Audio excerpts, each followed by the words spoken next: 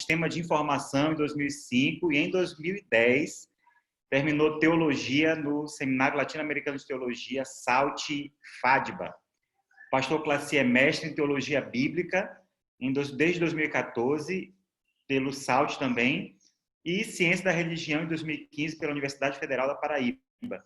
Exerceu as funções de pastor distrital durante 5 anos e desde 2016 é professor de algumas disciplinas de Novo Testamento no SALT.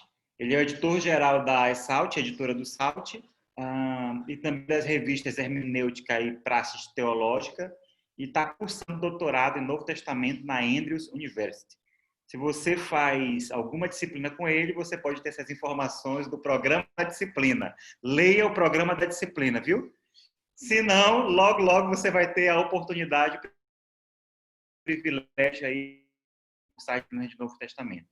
Pastor Classi, nós estamos muito honrados com essa participação. Uma adesão em massa, o povo todo querendo saber aí o que o senhor tem para falar para a gente. E esses momentos, a sacudidura na Bíblia e os escritos de Ellen White. No meio de tantas heresias que falam aí sobre sacudidura, o que a gente vai ser esclarecido esta noite? Tarde. Tá? Então, turma, com vocês o nosso pastor Classi. Pastor, é com o senhor.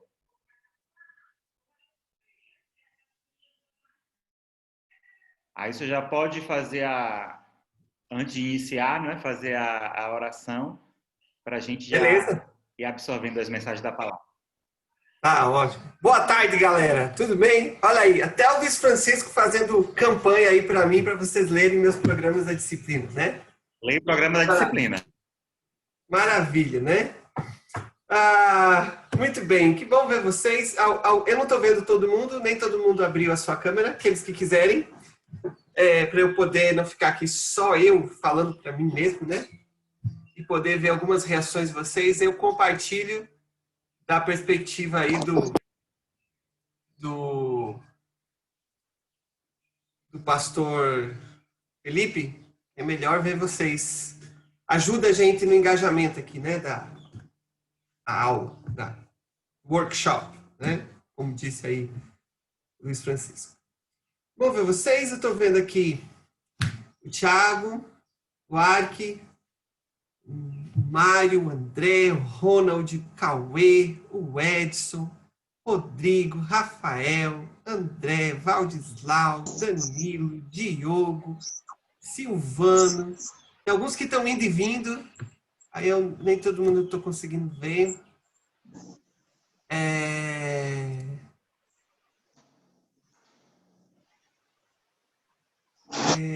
Vocês vão e vêm, então nem todo mundo dá para ver, mas bom que você está aí. Fico feliz que você está aí. Firme e forte na paixão.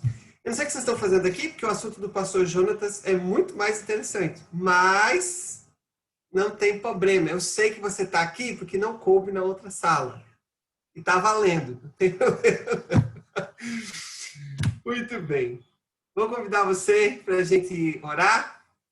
E aí, em seguida, a gente vai para o tema dessa tarde. Ok? Feche seus olhos comigo. Vamos falar com o nosso Deus. Nós te louvamos, Santo Deus, pelo privilégio de tirar esse dia de sábado, desde ontem à noite, para ouvir a tua palavra, para estar perto de ti e daqueles que caminham conosco na jornada cristã. Obrigado, porque nós estamos ou com a nossa família, ou com a família que o Senhor nos deu, os nossos amigos. Obrigado, porque o Senhor nos tem dado esses privilégios.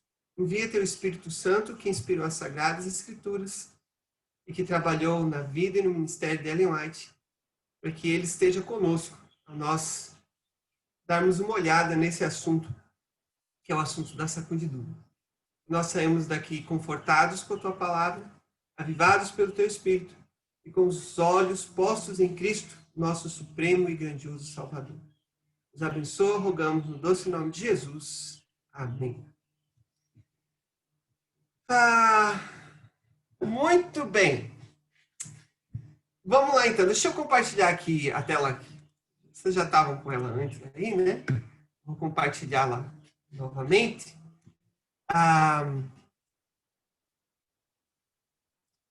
E agora a gente vai só abrir aqui meus controles.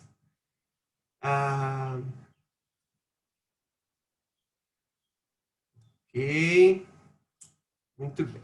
A gente vai falar sobre a sacudidura na Bíblia e nos escritos de Ellen White. A primeira coisa que você tem que saber é, vou até me cronometrar aqui, porque os organizadores estão pedindo para a gente ter um tempo aí para conversar no final do nosso papo, tá? Então, a primeira coisa que você precisa saber é, não tem como em uma hora estudar tudo sobre a sacudidura, tá? No final do nosso workshop aqui, eu vou passar, para quem já está aqui no Meet, quem está no desktop vai já poder receber na hora. Quem está... se não, os organizadores vão mandar para você em algum momento parte do material no qual eu me baseei para estudar o assunto que a gente está trabalhando aqui. Outra coisa que também você precisa saber, não se preocupe em anotar os textos, as referências que eu vou trazer aqui, porque eu preparei um handout para entregar para você também. Vou mandar aqui no chat do Zoom e depois vou mandar para os organizadores do concílio, eles vão passar para você, tá? Fique ligado na Bíblia. Se você ficar ligado na Bíblia, vai dar tudo certo, tá? O resto depois você vai ter material suficiente para continuar estudando o assunto. Quando o pastor Adney, presidente da Missão Iainense, né, me convidou para falar com vocês nessa tarde,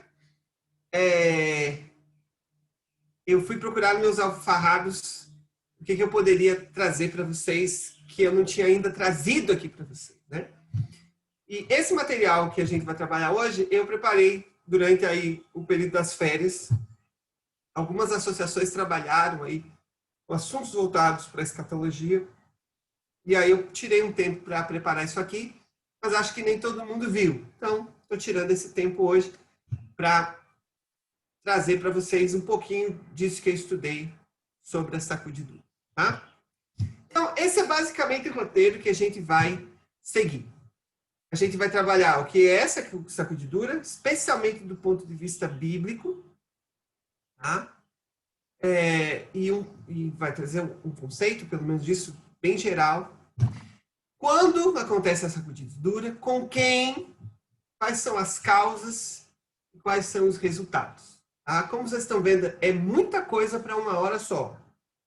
Então, tudo que eu vou falar é bem panorâmico. Você depois precisa continuar lendo e estudando sobre o assunto. E aqui já quero dar uma dica, o pessoal aí do quarto ano já não adianta mais, porque eles têm que entregar o TCC até o final do ano, né? Mas, para aqueles que ainda estão iniciando a caminhada, ou estão aí no processo ainda, né? Pessoal do terceiro ano também já não adianta, já está todo mundo com projeto, não tem mais o que fazer, né? Nós temos um estudo em particular sobre a sacudidura, que é o estudo que eu vou passar para vocês no final, tá? É uma tese de doutorado, foi defendida aqui no Brasil, sobre o assunto. Mas, por incrível que pareça, nós não temos ainda nenhuma abordagem da perspectiva da teologia bíblica sobre a sacudidura. A primeira parte do que eu vou discutir com vocês é um esforço de tentar estudar o assunto da sacudidura, que normalmente a gente liga muito mais aos escritos de Ellen White do que à Bíblia, é trazer primeiro a perspectiva bíblica. Essa é uma lacuna que a gente tem na nossa teologia sobre a sacudidura.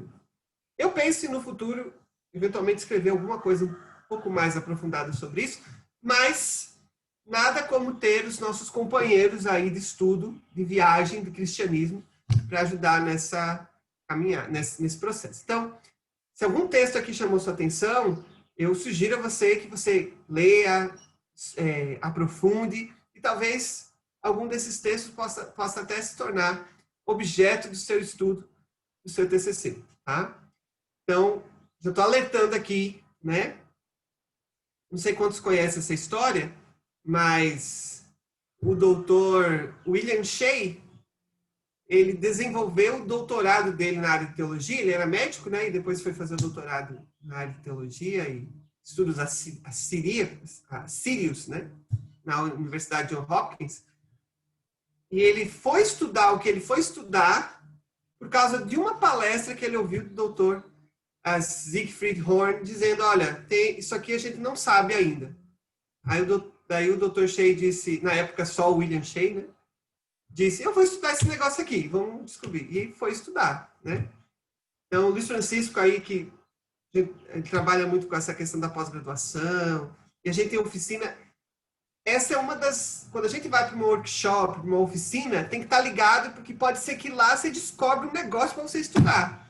Então, isso é importante, esse momento. Então, eu já estou dando bizu para você, tá? Nós temos uma lacuna na teologia adventista, nós não desenvolvemos ainda uma teologia bíblica, abordagem mais centrada na Escritura para o assunto da sacudidura. Então, essa aqui é uma primeira tentativa, e depois, mais para o final, é que eu vou trabalhar um pouco mais com os textos de Ellen White, tá? Eu tenho uma convicção pessoal muito forte. Ellen White não esperava que a gente aprendesse as coisas primariamente por aquilo que ela escreveu.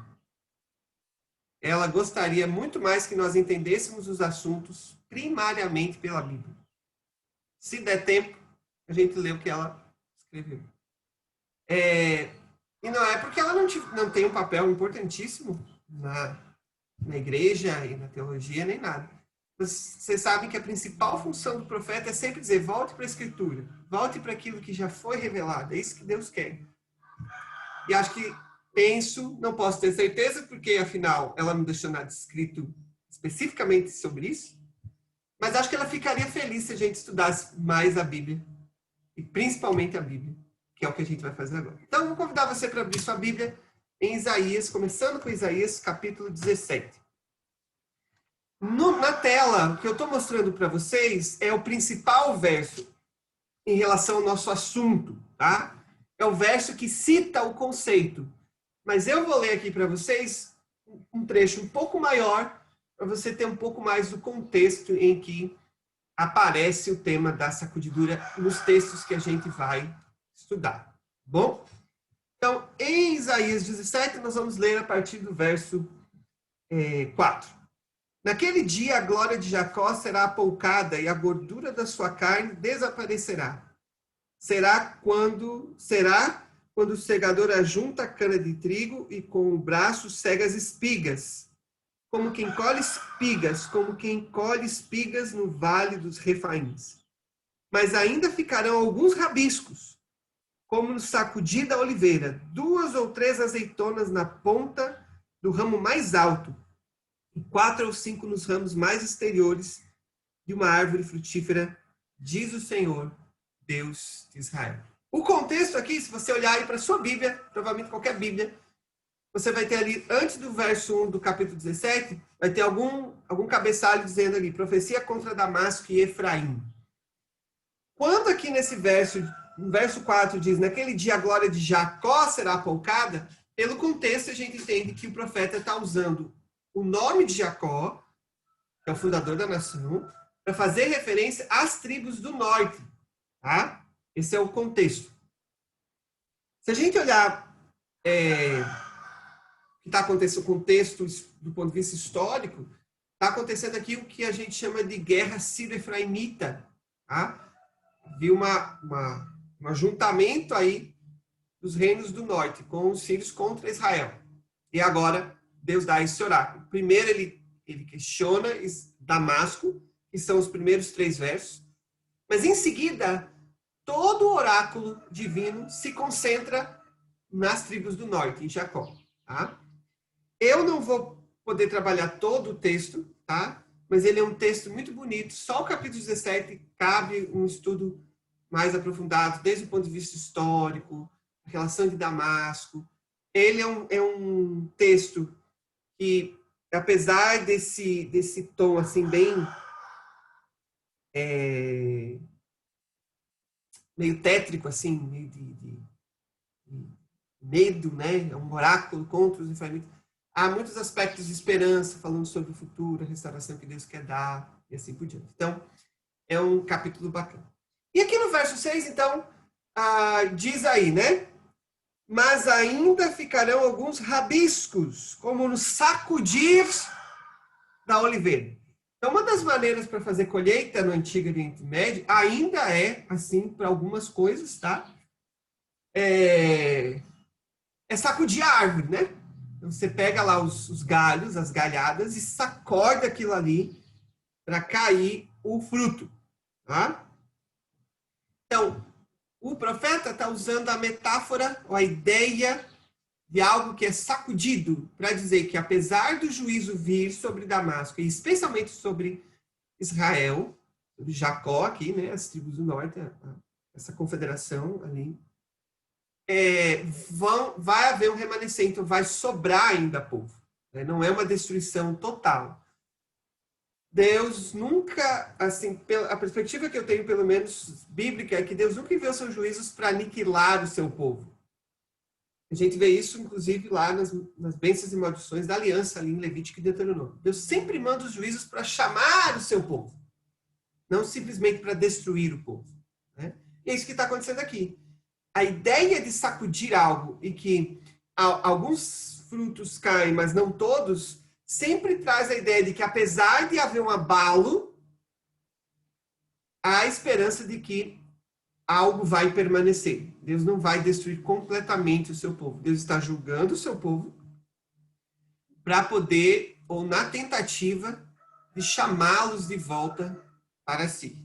Tá? Mas aqui a gente tem, mais ou menos do ponto de vista até quase que cronológico, por isso que eu estou dizendo, a gente tem uma lacuna aqui na teologia bíblica, essa ideia de, usando essa imagem da sacudidura, ter uma mensagem profética. O próximo texto que a gente vai dar uma olhadinha é Amós, capítulo 9, a partir do verso 7. Esse é um pouco mais conhecido. Se alguém aqui já ouviu, provavelmente, algum sermão, alguma coisa sobre o tema da sacudidura, provavelmente passou pelo texto de Amós. O verso mais citado é o verso 9, mas eu quero ler com vocês Amós, capítulo 9, a partir do verso 7, para que a gente tenha contexto. Tá? Então, Amós, capítulo 9, a partir do verso 7. Não sois vós para mim, ó filhos de Israel, como os filhos dos etíopes, diz o Senhor. Não fiz eu subir a Israel da terra do Egito e de Caftor, os filisteus e de Quir, os sírios? Eis que os olhos do Senhor estão contra este reino pecador, e eu destruirei de sobre a face da terra, mas não destruirei de todo a casa de Jacó. Aqui é a mesma expressão que é usada em Isaías, falar do povo de Deus, só falando de Jacó, e não necessariamente sobre Israel. Porque eis que darei ordens e sacudirei a casa de Israel entre todas as nações, assim como se sacode o trigo no crivo, sem que caia na terra um só grão. Todos os pecadores do meu povo morrerão à espada, os quais dizem: o mal não nos alcançará, nem nos encontrará. Então, Amós está de novo mandando uma mensagem de advertência para o seu povo, tá? A ideia aqui é da certeza dos juízos de Deus. E Deus está dizendo para o povo: olha, vocês vão ser sacudidos. O povo de Deus vai ser sacudido como se sacode o trigo no crivo. Não é em todo lugar que a gente vê isso ainda, porque hoje a colheita normalmente é feita com colheitadeiras e assim por diante. Mas em lugares em que esse tipo de colheita ainda é bem rústica, uma das maneiras pelas quais você separa o trigo da palha é jogar o trigo para cima, num lugar aberto, para que o vento leve a palha. Então, você sacode o trigo, né, os grãos, para cima, porque o grão é mais pesado, ele cai dentro do lugar que está parando, mas a palha ela é levada pelo vento. Tá? Então, é essa imagem que está sendo colocada aqui em Amós. Então, Amós usa essa imagem para dizer: olha, vocês vão ser abalados, vai ter um problema. Tá? Eu vou enviar juízos contra vocês. Tá? Porque Deus está tentando purificar o seu povo. Tá? E essa é a nota do último verso, especialmente o verso 10. Os pecadores, aqueles que se recusam a se arrepender de seus maus caminhos, eles vão perecer. Essa é a ideia. Deus está tentando fazer um trabalho de purificação. Isso está dentro do contexto de todo o livro de Amós. Então, eventualmente, se alguém for estudar esse texto, ou eu mesmo, quando for estudar esse texto, a gente não pode esquecer que essa imagem está bem no final do livro de Amós. Ela tem de ver com todos os oráculos que nós temos no próprio livro de Amós. Tá? E eles acabam culminando com essa imagem que nós temos aqui. A parte bonita, se você prestar atenção aí no texto que você tem aberto diante de você, é que o texto não acaba com o juízo. Se você ler os próximos versos, Deus vai falar da restauração do povo. Então, a sacudidura, ela não vem simplesmente para destruir. Ela não vem assim para, oh, meu Deus, e tal. Já vamos falar sobre isso. Ela vem como um processo necessário, traz um bom resultado. O povo de Deus, eventualmente, tem que passar sobre isso, mas o objetivo de Deus é restaurar o seu povo, transformar o seu povo. Tá? Vamos dar uma olhadinha no Novo Testamento. Mateus, capítulo 13. Essa é uma parábola conhecida, a parábola do trigo e do joio. Tá? Interessante que aqui, a ideia, pelo menos, de sacudidura, ela está implícita, ela não está explícita, não há palavra aqui falando sobre sacudidura ou peneiramento. Essa é uma coisa para a gente sempre pensar. Nem sempre o conceito está explícito com as mesmas palavras que a gente gostaria que ele estivesse explícito. Tá? Então, o que acontece? Vou dar um exemplo aqui mais simples para a gente entender. Por exemplo, santuário. Quando a gente fala de santuário, alguns já fizeram disciplina lá com o pastor Israel. Não tem uma palavra só para santuário na Bíblia. Tá? Às vezes, lugar santo, Monte Sião, às vezes é usado para falar de santuário. Tabernáculo do encontro. Então, são conceitos, são palavras diferentes para falar da mesma coisa. Na Bíblia, quando a gente está falando de sacudidura, a gente também tem essa perspectiva. Às vezes, imagens diferentes. Às vezes, não aparece nem a palavra sacudidura, mas isso está implícito. Tá? E, se eu não estou enganado, aqui faltou um pouco da minha memória, mas Ellen White vai ligar essa parábola com o conceito de sacudidura nos seus escritos. Ela viu aqui que não está explícito, mas está implícito. Essa ideia da colheita, que é o que a parábola mesmo do joio e do trigo está trabalhando. A ideia de que no processo da colheita, ou antes do processo da colheita, há algum tipo de separação entre duas coisas. Então, acompanhe comigo aí, Mateus capítulo 13, a partir do verso 24. Outra parábola lhes propôs, dizendo: o reino dos céus é semelhante a um homem que semeou boa terra no seu campo, mas quando os homens dormiam, veio o inimigo deles, semeou o joio no meio do trigo e retirou-se. E quando a erva cresceu e produziu fruto, apareceu também o joio. Então, vindo os servos do dono da casa, lhe disseram: Senhor, não semeaste boa semente no teu campo? De onde veio, pois, o joio? Ele, porém, lhes respondeu: o inimigo fez isso. Mas os servos lhe perguntaram: queres que vamos e arranquemos o joio? Não, replicou ele, para que ao separar o joio, não arranqueis também com ele o trigo. Deixai-os crescer juntos até a colheita. E no tempo da colheita direi aos ceifeiros: ajuntai primeiro o joio e atai-o em feixes para ser queimado, mas o trigo recolhei-o no meu celeiro. Então, a parábola do joio e do trigo tem essa ideia de que é uma ideia agrícola, de novo. Você tem dois tipos de semente, joio e trigo. Eles crescem juntos, mas eles são separados no momento da colheita. Tá? Então, há um processo de separação. Tá? E, claro, está implícito aqui que há esse processo, para depois distinguir o que é joio e o que é trigo, havia esse processo também de sacudir, de peneirar, de perscrutar a colheita para saber o que era uma coisa e o que era a outra. Tá? Então, a gente tem de novo. Agora, no capítulo 13 de Mateus, é o capítulo que tem a maior concentração de parábolas na Bíblia. Tá? Mateus colocou essas parábolas na sequência que ele colocou, nesse momento que ele coloca, porque ele tem um propósito dentro do seu evangelho. Tá? Essas são as famosas parábolas do reino dentro do evangelho de Mateus. Há outras parábolas no evangelho, mas é que elas estão concentradas, tá? Num lugar. Aí elas têm muito de ver, muito mesmo que ver com o trabalho dos discípulos, tá? Dentro do contexto. Se você ler depois com mais calma, você vai ver que isso está ligado ao próprio treinamento dos discípulos para a missão. Mas um texto que eu quero trabalhar com vocês nos evangelhos, que é Lucas. Lucas, capítulo 22, a partir do verso 31. Aqui é uma das referências mais explícitas ao conceito de sacudidura ou peneiramento, tá? E ela está ligada a um indivíduo. Até agora, tanto ali nos textos que a gente leu em Isaías e Amós, e na parábola que a gente viu em Mateus, a sacudidura está ligada a aspectos mais corporativos, né? Mais grupos. Mas agora há um foco, um afunilamento em uma pessoa.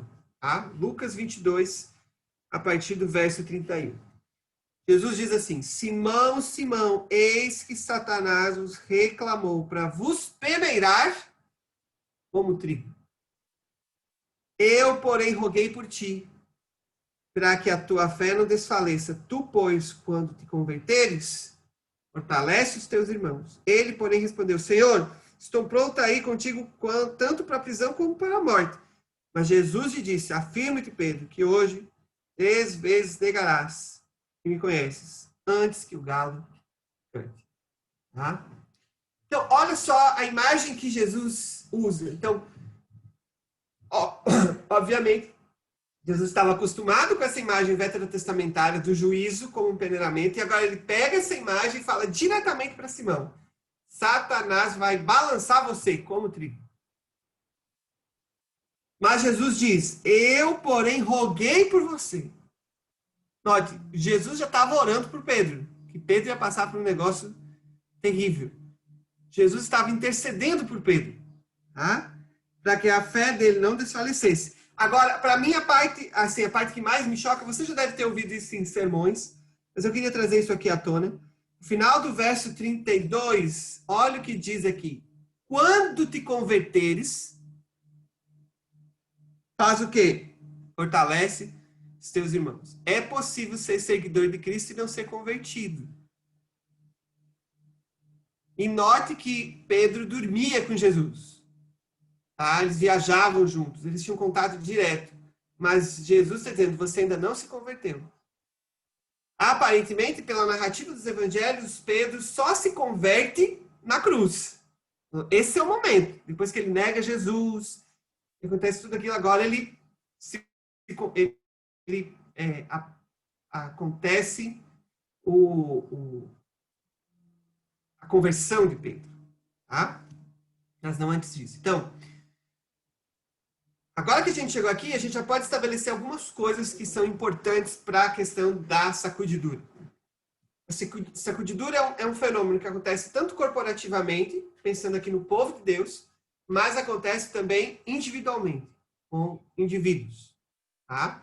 Isso está implícito em como o conceito aparece na Bíblia. Tá? O próximo texto está lá nas Epístolas Paulinas.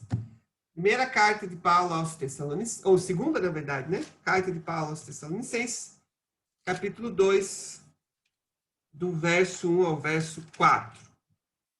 Segunda aos Tessalonicenses, capítulo 2, do verso 1 ao verso 4. Foco aqui, o conceito parece aparecer no verso 2, a gente vai ler o texto todo. Irmãos, no que diz respeito à vida do nosso Senhor Jesus Cristo e à nossa reunião com Ele, nós vos exortamos a que não vos demovais da vossa mente com facilidade, nem vos perturbeis, quer por espírito, quer por palavra, quer por epístola, como se procedesse de nós, supondo que tenha chegado o dia do Senhor. Ninguém de nenhum modo vos engane, porque isso não acontecerá sem que primeiro venha a apostasia e seja revelado o homem da iniquidade, o filho da perdição, qual se opõe e se levanta contra tudo que se chama Deus ou é objeto de culto, a ponto de assentar-se no santuário de Deus, ostentando-se como se fosse o próprio Deus.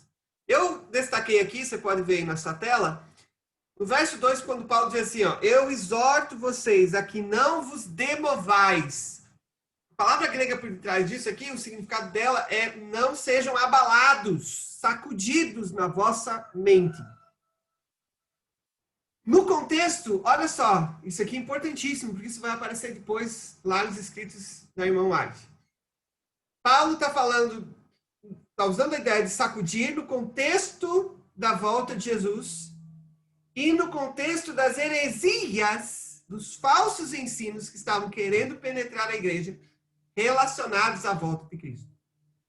Então, o que Paulo está dizendo? Não deixe que a sua mente fique abalada por heresias, por ideias que vêm de pessoas que, inclusive, se colocam no nosso lugar, passando falsos ensinos para vocês.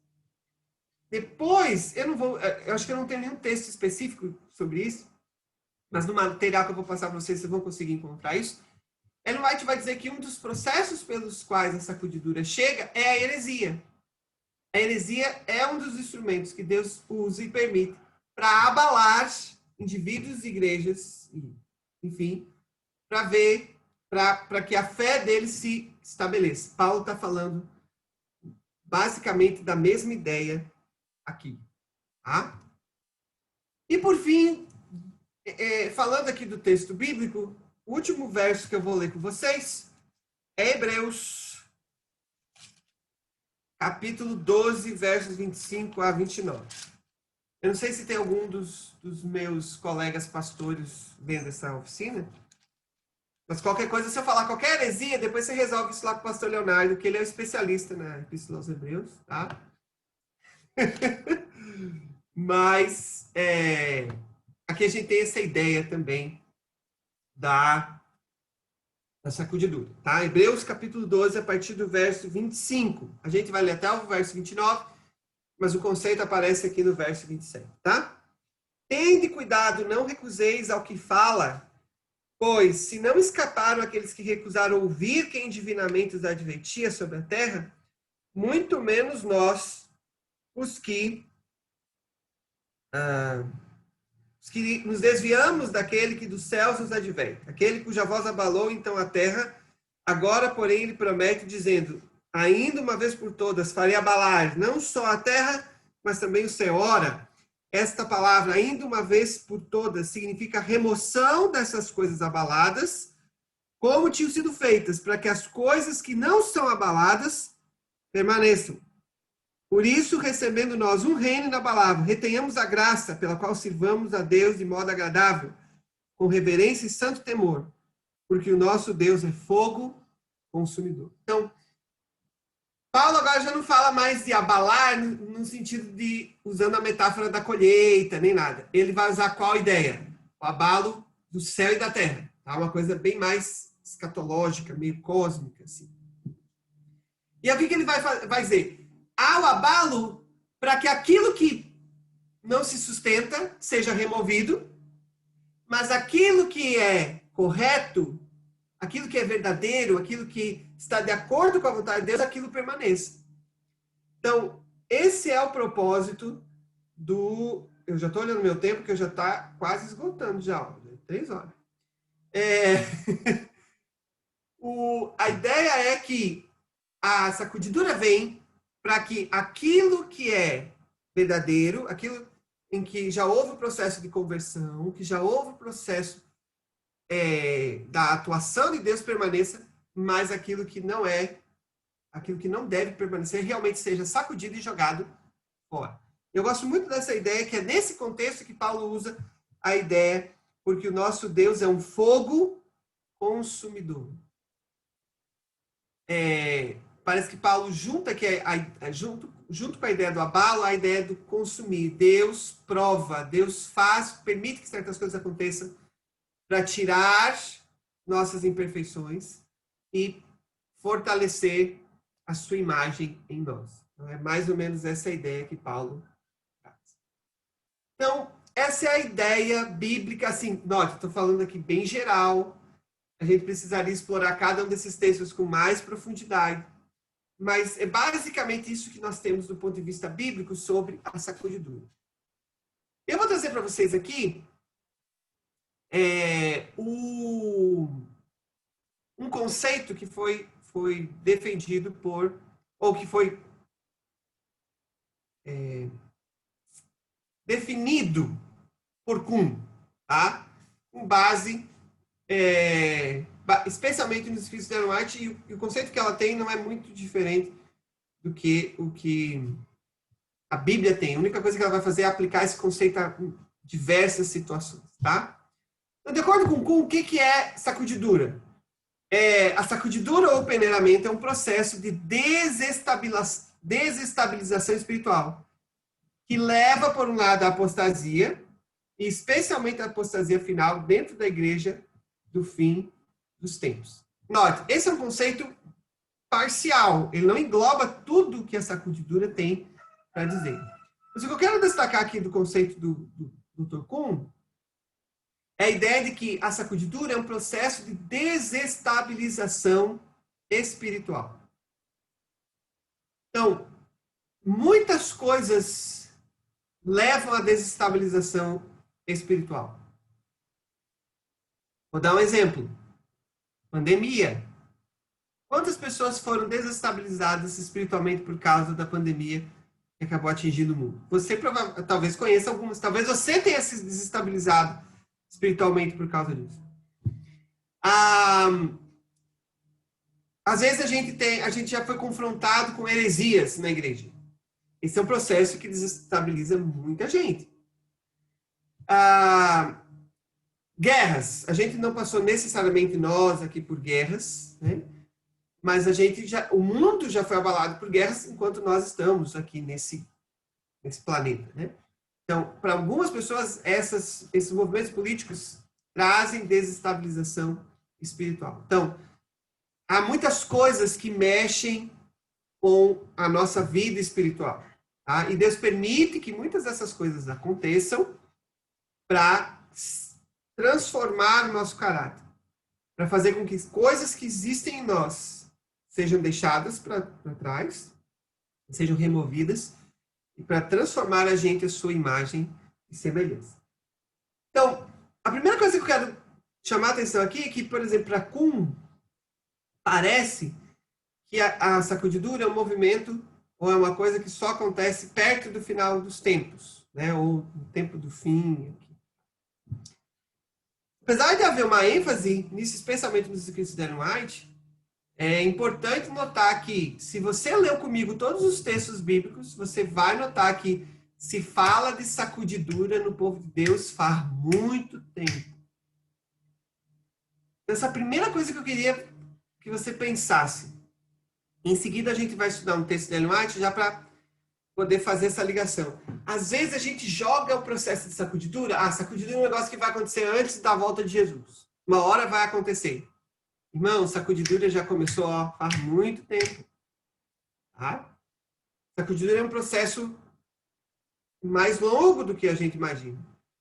Claro que às vezes a sacudidura ainda virá do ponto de vista assim, institucional ou corporativo da igreja, mas a sacudidura é um processo que acontece constantemente com igrejas locais, às vezes, e comigo e com você como indivíduos. Então, não adianta, não é saudável a gente localizar a sacudidura simplesmente para o futuro. A sacudidura é um processo que já começou. Se você não acredita em mim, pelo menos acredite na tia Ellen, né? Faz tempo que eu digo isso para vocês. Agora eu quero mostrar aqui para vocês. Olha esse texto. Eu vou ler com você, você pode acompanhar aí na sua tela. Começou a forte sacudidura e continuará. E todos os que não estiverem dispostos a assumir uma posição ousada e tenaz em prol da verdade e sacrificar-se por Deus, por sua causa, serão joeirados, ou seja, jogados para fora. O anjo disse: achas que alguém será forçado a fazer sacrifícios? Não, absolutamente. Deverá ser uma oferta voluntária.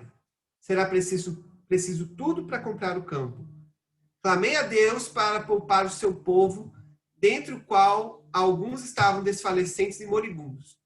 Vi então que os juízos do Todo-Poderoso estavam para vir rapidamente, e roguei ao anjo que falasse ao povo em sua linguagem. Disse ele: todos os trovões e relâmpagos do Monte Sinai não moveriam aqueles que não hajam de mover-se pelas claras verdades da palavra de Deus. Tão poucos despertaria a mensagem de um anjo. Para o que eu quero chamar a sua atenção no contexto dessa citação? Note, isso está lá no Primeiros Escritos, tá? Aí a página, mas ele foi originalmente escrito em 1850. Note, nós estamos há 6 anos do grande desapontamento, ok? Quando é que começou a sacudidura? De acordo com Ellen White. Começou a forte sacudidura. E ela continuará. Então, note, para Ellen White, sacudidura é um conceito muito mais dinâmico. Não é uma coisa localizada só, pura e simplesmente, num único momento da história. É um processo contínuo. Tá? E nesse texto, que para mim é um texto que ele mexe assim comigo, porque, note, Ellen White está preocupada com o povo de Deus, o anjo está falando com ela, e ela diz: anjo, fale com o povo. Tá? E aí o anjo diz o quê? Ele já tem a Bíblia. Não adianta vir, anjo. Quem não quer ser convencido pela verdade, pode nem... Note, aqui é usada a expressão, nem os trovões e relâmpagos do Sinai convencem as pessoas. Isso aqui é muito parecido com o que a gente encontra na parábola do rico e do Lázaro, lá em Lucas. Tá? Deus deu suficientes evidências em sua palavra da sua vontade para nós, do propósito dele para nós, do plano da salvação. Não adianta que outras coisas aconteçam. Tem gente que está esperando a sacudidura chegar para poder se firmar. Irmão, a gente viu lá, lembre-se de Hebreus, quando a sacudidura vem, ela vem para aquilo que não está firme, cai de uma vez. Então, o processo pelo qual a gente se prepara para a sacudidura não é um processo, quando chegar eu me preocupo com esse negócio. Primeiro que você não precisa se preocupar com a sacudidura, você só precisa saber que ela vem. Mas como é que a gente se prepara para esse processo? Do mesmo jeito que a mensagem bíblica diz, é tendo um relacionamento com Deus, é permitindo que Deus transforme o nosso caráter, que Ele firme o nosso caráter na rocha que é Cristo, para que quando a sacudidura vier, ela não nos abate. Outro texto que a Ellen White vai falar sobre esse conceito. Vi que estamos agora no tempo da sacudidura. Eu vou dar a data dessa citação para vocês. Satanás está atuando com todo o seu poder para arrebatar pessoas da mão de Cristo e compeli-las a pisar o Filho de Deus. Um anjo repetiu lenta e enfaticamente essas palavras, que estão lá em Hebreus. É outro texto, tá? De quanto maior castigo cuidais vós, será julgado merecedor aquele pisar o Filho de Deus e tiver por profano o sangue do testamento, com o qual foi santificado e fizer agravo ao Espírito da graça. O caráter está em desenvolvimento. Anjos de Deus estão pesando o valor moral. Deus está testando e provando seu povo. Essas palavras me foram apresentadas pelo anjo. Vede, irmãos, que nunca haja em qualquer de vós um coração mau e infiel, para se apartar de Deus vivo. Antes, exortai-vos uns aos outros todos os dias, durante o tempo que se chama hoje, para que nenhum de vós se endureça pelo pecado, pelo engano do pecado, porque nos tornamos participantes de Cristo, se retivermos firmemente o princípio da nossa confiança até o fim. Então, note, de novo, sacudidura é uma coisa que já começou, tá?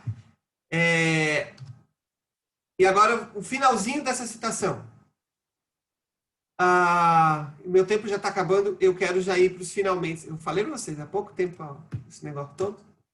É só para dar um start. Deus não se agrada quando alguém do seu povo que tenha conhecido o poder de sua graça fala de dúvidas, tornando-se assim um canal para Satanás transmitir a outras mentes as suas tentações. Se a semente da descrença e do mal não for prontamente desarraigada, Satanás a nutrirá até que floresça e se torne forte. A boa semente semeada precisa ser nutrida, regada e cuidada com carinho, porque toda nociva influência é exercida para impedir o crescimento e aniquilá-lo. Isso Ellen White escreveu em 1862, 12 anos depois daquela outra citação que a gente teve. Então, eu quero mostrar aqui para vocês é simplesmente que a sacudidura já começou comigo e com você, e talvez você não tenha percebido. Toda vez que nós temos circunstâncias dentro e fora da igreja, externas ou internas, que abalam nossas estruturas, especialmente as estruturas espirituais, nós temos um processo de sacudidura. E como é que a gente passa pela sacudidura? Ellen White está falando aqui, é o desenvolvimento do caráter permanecendo com Cristo. Tá? É isso que acontece. É assim que a gente passa vitoriosamente pela sacudidura. Eu não vou ler essa citação, depois você vai ler com calma, sozinho. Aqui eu estou passando para a Ellen White, aqui eu estou fazendo um resumo dessa tese doutoral sobre o tema da sacudidura nos escritos de Ellen White. Tá? Que é só para ter um vislumbre, okay, do tema. Vou marcar aqui mais 5 minutos, eu prometo que eu vou encerrar para a gente ter uma ou outra pergunta, tá? Então, para Ellen White, quem é que sofre sacudidura? Indivíduos. Ellen White fala que Tiago White foi sacudido, que Uri Smith estava sendo sacudido, que Ken Wright, que acabou saindo das fileiras adventistas, foi sacudido. Então, nós temos aqui exemplos de pessoas que foram sacudidas e permaneceram, e pessoas que foram sacudidas e acabaram abandonando a fé. E ela fala sobre grupos. Note, sacudidura não é uma coisa que acontece só com a igreja. Ela vai dizer que os habitantes do mundo todo vão ser sacudidos. De novo, pense na epidemia. Quantas pessoas tiveram suas sensibilidades espirituais sacudidas? E quantas dessas pessoas estão sendo alcançadas hoje pelo poder do Espírito, através do trabalho dos missionários, por aí, tendo a sua atenção chamada para Deus. Deus abala o mundo também para chamar a sua atenção, tá? Ela fala do povo adventista, ou seja, da igreja, e fala do ministério. Vocês prestaram atenção aí nos sermões do pastor Amorim.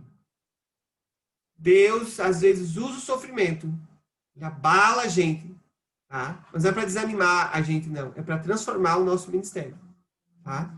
E esse é o mesmo fenômeno que Ellen White vai fazer menção quando ela fala sobre a sacudidura, tá?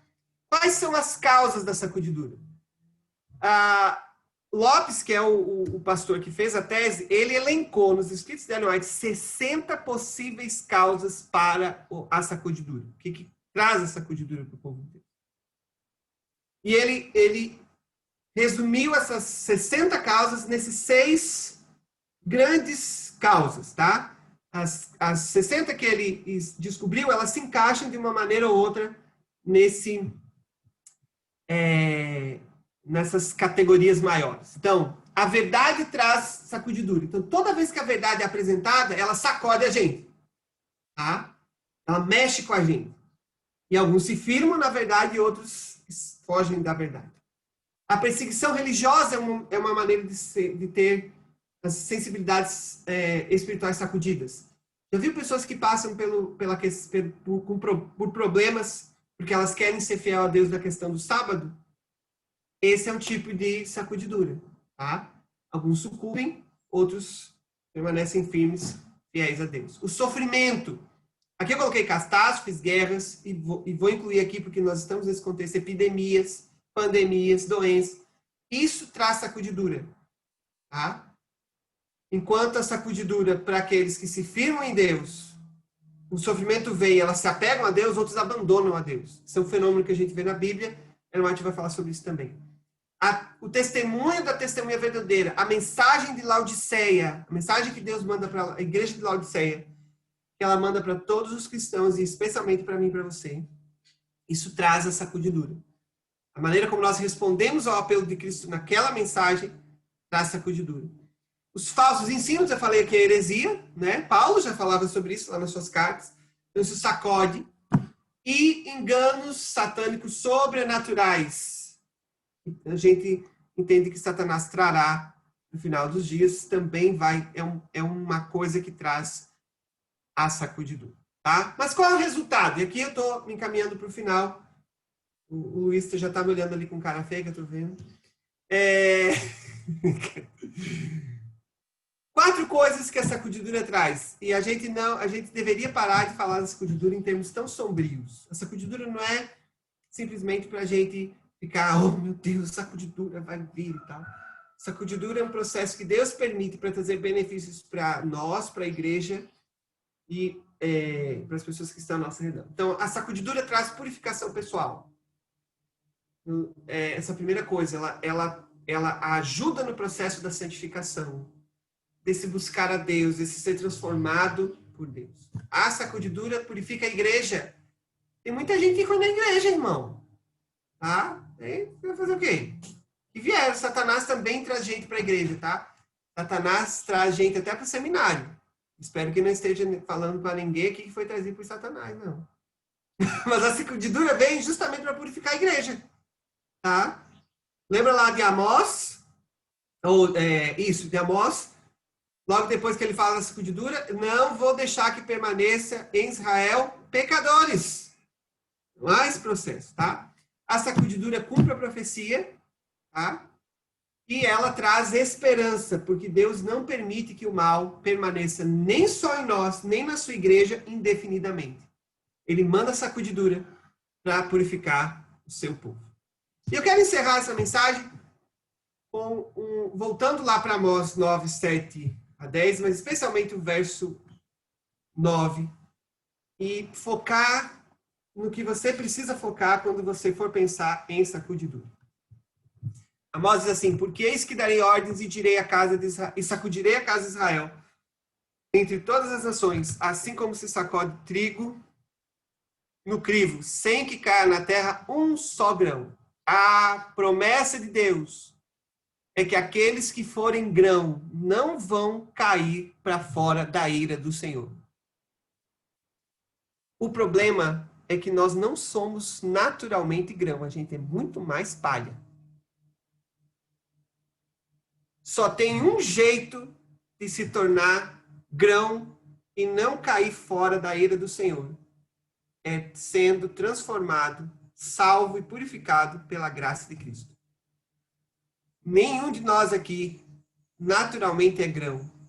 Mas Deus pode transformar nós que somos palha e pó em grão, que quando sacudido, e apesar de ser sacudido, vai cair dentro da ira do Senhor, vai ser salvo e levado para o céu. Deus abençoe a mim e a você, e Ele nos transforme em grão. Se você acha que é grão, provavelmente você não é. Mas se você acha que é palha, Deus vai transformar a sua vida, transformar você em grão e guardar você dentro da sua ira. Deus abençoe você. Amém. Amém. Muito bem. Apresentação abençoada de poder aí, Espírito Santo para nós. Pastor, nós temos aqui 6 minutinhos. Eu vou usar meu fórum privilegiado para fazer uma pergunta rápida e aí o senhor vai escolher uma pergunta aqui no chat para responder. O Apocalipse faz alguma referência à sacudidura? Essa é a minha pergunta. E aí o senhor pode ver uma pergunta aqui no chat. Pronto, primeiro eu vou dar uma olhada, porque eu tenho que subir. Vocês escreveram mais que a mãe da pega aqui? De cabeça, sim, por isso que eu estou dizendo, a gente não tem uma teologia bíblica da sacudidura. Talvez esse conceito apareça lá, mas o Apocalipse use outras imagens para falar sobre esse conceito de purificação. A primeira coisa que vem na minha cabeça aqui são as mensagens das 7 igrejas. O que Cristo faz nas mensagens das 7 igrejas? Ele chega e diz: eu sei quem você é, mas você está fazendo o que não presta. E aí Deus vai lá e faz o quê? Chama para o arrependimento. E note que nas 7 igrejas, quem está fazendo Apocalipse comigo vai ver daqui uns dias, há mensagens muito duras de Deus para a igreja. Imagina Deus dizer para uma igreja: você tem Jezabel dentro da igreja. Negócio assim. Mas por que Deus fala isso? Porque Deus está tentando: ei, acorde e vem para cá. Então, acho que talvez nós tenhamos reflexos do conceito de sacudidura no Apocalipse, mas talvez não de forma tão explícita. Talvez isso tenha de ver mais com implicações teológicas gerais lá. Teria que estudar. Tá aí um tema de estudo, né? Será que a sacudidura aparece lá no Copalipre? Não sei. Vamos estudar mais. Muito bem. As perguntas estão aqui antes dos amém. Tem Eu tô baixando algumas aqui, perguntas. vou tentar olhar aqui. Peraí. E tem uma conversa minha no particular, papapá, com os co-hosts aí, né? Tá? KKK, todo mundo lendo do programa da disciplina, né? Gente que não consegue Lá abrir a no final. câmera e tal. Alvira sacudiu. O José Júnior estava com o Espírito de Profecia aberto ali, ficou colocando um monte de citação, né? Ok, deixa eu ver aqui. Como colocar a sacudidura no contexto dos eventos finais? Em que momento ele ocorre? De novo, então vamos lá. Se você espera que a sacudidura ainda aconteça, irmão, se prepare que já começou, tá? Já foi, já estamos no processo. Agora, Benoit vai falar de momentos específicos de sacudidura. Por exemplo, quando Satanás aparece e tenta enganar as pessoas se passando por Cristo. Esse é um momento em que a igreja é abalada, tá? É sacudida. Então, pensando que do ponto de vista escatológico, desde 1844 nós estamos no tempo do fim, no sentido de nos encaminhando para os últimos acontecimentos, a sacudidura é um processo permanente. Ele constantemente está acontecendo com indivíduos e com igreja. Se a gente fica focando, a sacudidura vai vir, isso dá a falsa sensação de que está tudo bem. Eu tenho medo desse pensamento. Eu, pastor clássico. Né? Se você acha que ainda vai vir, é uma coisa.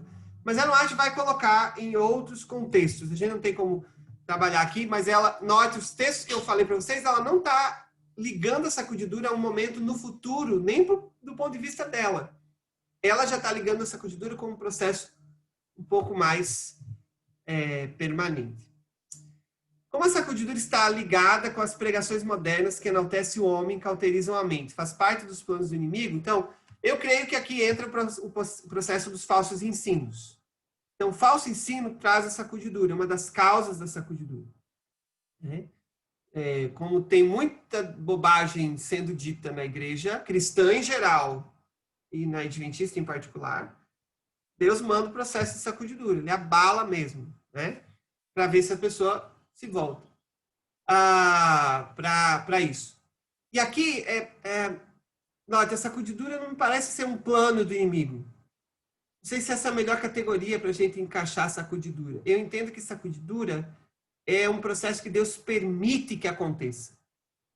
Às vezes Deus mesmo sacode, às vezes Deus permite que coisas externas sacudam a igreja, mas ele permite porque esse é um processo necessário para mim como indivíduo, às vezes, e para a igreja como um todo, em algum momento. A sacudidura acontece apenas com a igreja visível ou também com a invisível?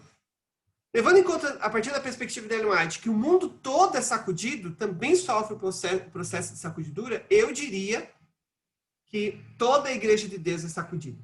Tá? E talvez aí, pegando a pergunta do Luiz, a gente vê esse processo na Apocalipse 18, né? Sai dela, povo meu, para não ser participantes, né? Então, Deus abala as estruturas das igrejas e do cristianismo nominal e faz com que as pessoas se voltem para a Bíblia, né? Talvez isso aconteça.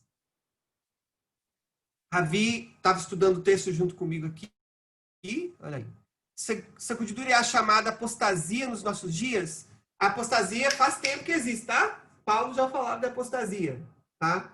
O que é apostasia? Saber a verdade e fugir dela depois, tá?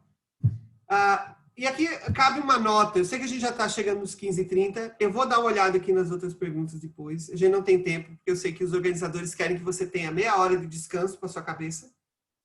E aí depois a gente tem o resto da tarde ainda para ouvir o pastor. Mas a gente tem que tomar um cuidado, porque às vezes a gente acha assim, a pessoa saiu da igreja, ela apostatou. Eu tenho medo desse tipo de coisa, porque quando Lutero saiu do catolicismo, a igreja católica disse a mesma coisa. Então, nem todo mundo que sai da igreja sai simplesmente porque apostatou, porque não crê mais na verdade. Às vezes, há fatores psicológicos, emocionais envolvidos. Há fatores sociológicos. Há lutas que nós não vemos. Tá? Então, a gente precisa parar de ser tão... nós não temos todas as variáveis na mão. Nós não sabemos tudo. Quem sabe que está sendo sacudido e quem sabe que luta está passando e o que Deus está fazendo para transformar a determinada pessoa à imagem e semelhança de Deus? Eu sei de mim. Eu sei as coisas que Deus manda para mim. A gente não sabe nos outros indivíduos. A gente pode até ter pistas. Note, estou pensando aqui no processo de disciplina da igreja. A igreja tem seus processos, a Bíblia é clara em muitos aspectos. Mas eu não posso simplesmente taxar as pessoas de apóstata, excomungar a igreja, as pessoas só porque elas saíram da igreja. Há muitos fatores envolvidos. Eu gosto muito do que Jesus fala ali em Mateus 18, no processo da disciplina eclesiástica, né? Quando a pessoa abandona a igreja, como a gente trata essa pessoa?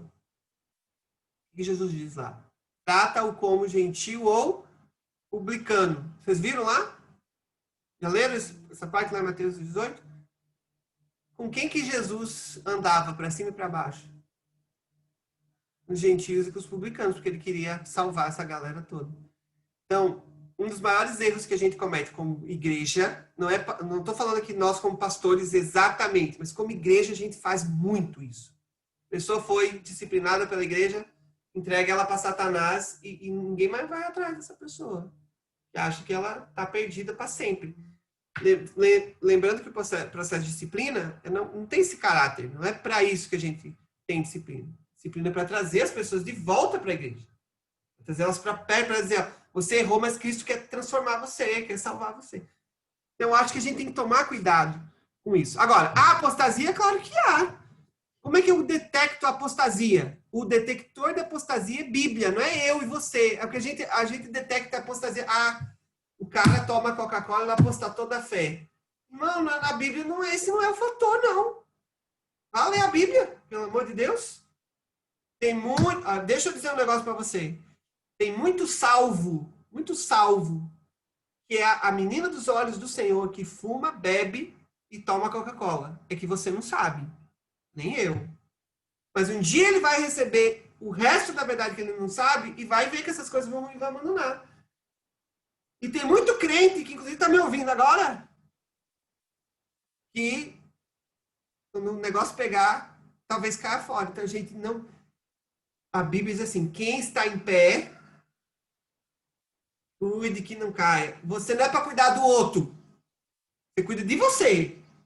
Se cada um de nós cuidar de si, da sacudidura que Deus está mandando para mim, dá tudo certo. O problema é que a gente sempre fica querendo cuidar da sacudidura que está acontecendo com o outro lá e mexer com... Esses dias eu ouvi alguém falando, vou encerrar, alguém que... Eu entendi o que a pessoa quis dizer, e eu acho que cabe esse pensamento aqui.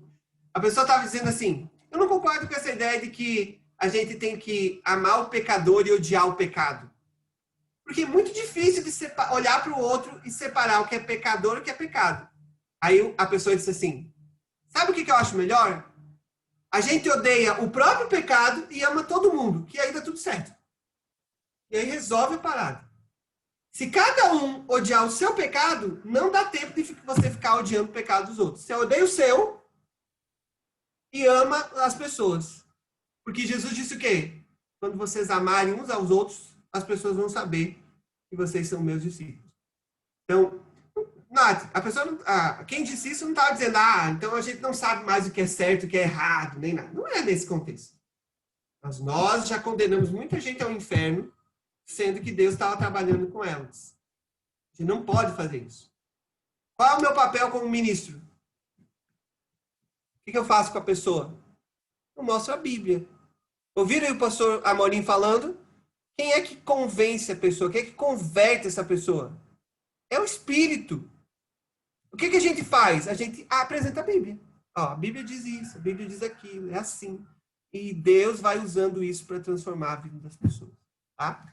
Então, como eu prometi, Luiz, eu sei que a gente precisa encerrar, eu vou mandar aqui agora no chat. Quem está no computador vai receber em primeira mão.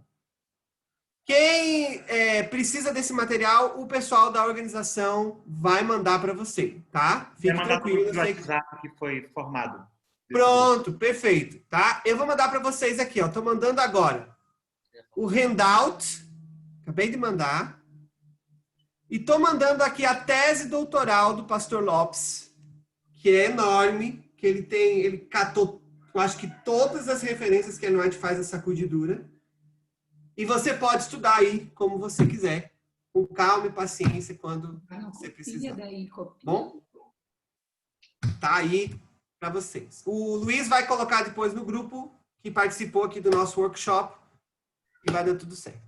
Luiz, é com você. Pastor, Fábio Pedra diz o seguinte: obrigado por ajudar a sacudir a gente, pastor. Obrigado por sacudir a gente aí, viu, pastor? Certo? Nos despeça em oração para que a gente também se mantenha firme, né? E as pessoas se manterem firmes. Amém. Eu estava tentando colocar sua imagem aqui no vídeo. Vamos lá, então. Vamos orar, gente. Louvado sejas tu, nosso Deus, porque tu és um Deus que nos ama, apesar de nós sermos quem nós somos. Obrigado, porque o Senhor permite que a sacudidura venha para que nós sejamos transformados à imagem e semelhança de Jesus. Senhor, nos transforma em grão. Muitas vezes nós somos muito mais parecidos com a palha. Nós somos levados por qualquer vento de doutrina, qualquer problema na nossa vida, nós somos muito propensos a desanimar e a não crer em Ti. Nós somos profundamente abalados por qualquer coisa que nos aconteça. E nós te rogamos, Senhor, que quando a sacudidura vier às nossas vidas, que ela nos abalar, nós somos confrontados com heresias, quando a saúde eventualmente faltar, quando nós tivermos problemas econômicos, não importa a maneira como a sacudidura venha para nós, nós possamos ter passado tempo com Cristo, de tal maneira que Ele tenha nos transformado em grão, para que quando nós formos sacudidos, nós caiamos, apesar de sacudidos, dentro da eira do Senhor, e sejamos guardados no celeiro celestial, naquele dia em que vieres para fazer a grande colheita da terra. Amém. Deus abençoa nós e a cada um dos teus filhinhos aqui, que passou esta tarde estudando tua palavra. Cada vez mais, Jesus transforme o coração deles, das suas famílias, dos seus amados e das pessoas com quem eles estiverem em contato, para que muito em breve nós possamos ser ajuntados aos molhos e guardados no celeiro do céu pelo nosso maravilhoso Salvador, Jesus Cristo. Deus abençoa, rogamos, no doce nome de Jesus. Amém. Amém. Muito obrigado mais uma vez. Turma, parabéns para vocês aí que estiveram com a gente nesse workshop. Essa é a hora de levantar, beber água, ir no banheiro, sacudir a poeira. E 16 horas, um pouquinho antes disso, entrar no link do evento geral. Ok? Vai ser disponibilizado nos grupos.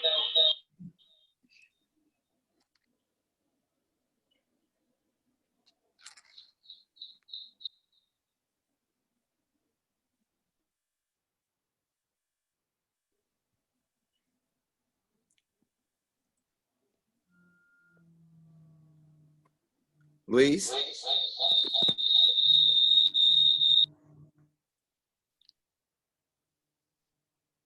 Olá, pois não? Te mandei Só os parar a arquivos do gravação Classiv, aqui. eu baixei e já mandei para o senhor. Ok, obrigado.